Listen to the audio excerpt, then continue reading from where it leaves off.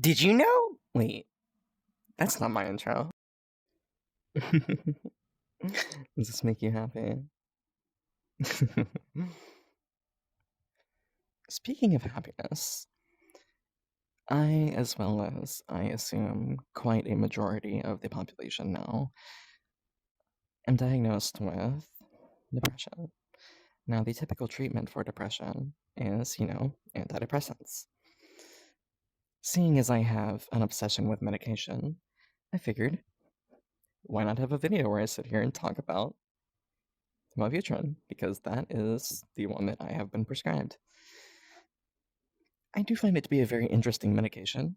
It is classified as an atypical antidepressant. It works in a very different way from typical SSRI-based medications, which block the reabsorption of serotonin in the brain over time, thereby increasing the levels of serotonin. Wellbutrin takes a completely different path and instead blocks dopamine and norepinephrine reabsorption. Now, funny thing about those two neurotransmitters is that those happen to be the same two neurotransmitters that ADHD medications happen to release in the brain. And there's two main types of ADHD medication. You have your methylphenidate-based stimulants, and then you have your amphetamine-based stimulants. The neat thing about Wellbutrin is it is actually classified as a synthetic cathinone, and cathinones are very closely related to amphetamines, which you can see how this is going. Essentially, the main difference between these two medications, or types of medication, is that Wellbutrin acts more so as a reuptake inhibitor instead of stimulating the brain by releasing all the dopamine and norepinephrine at once.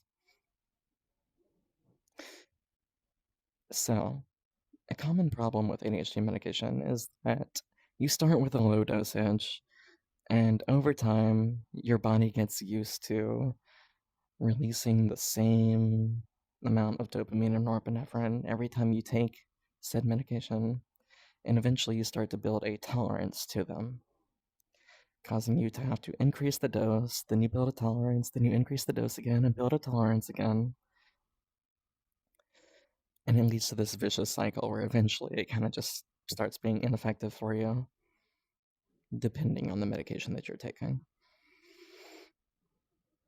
Whereas Wellbutrin is commonly prescribed off-label for ADHD because of the fact that it builds up the levels of these neurotransmitters over time, much more slowly, I might add. It doesn't increase it all at once or release these neurotransmitters all at once.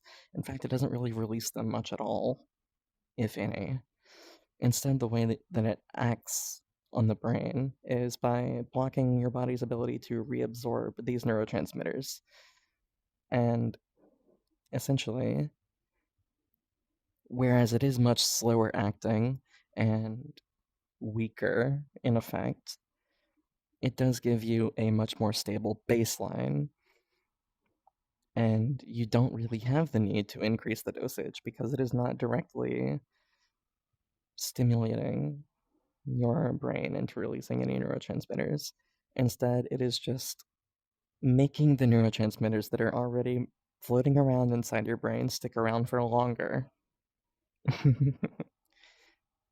don't know. I just do find it to be a really interesting medication. I do have more that I'd love to talk about. I have way too much of an obsession with these things. But anyway, that's my probably autistic rant for now. Bye.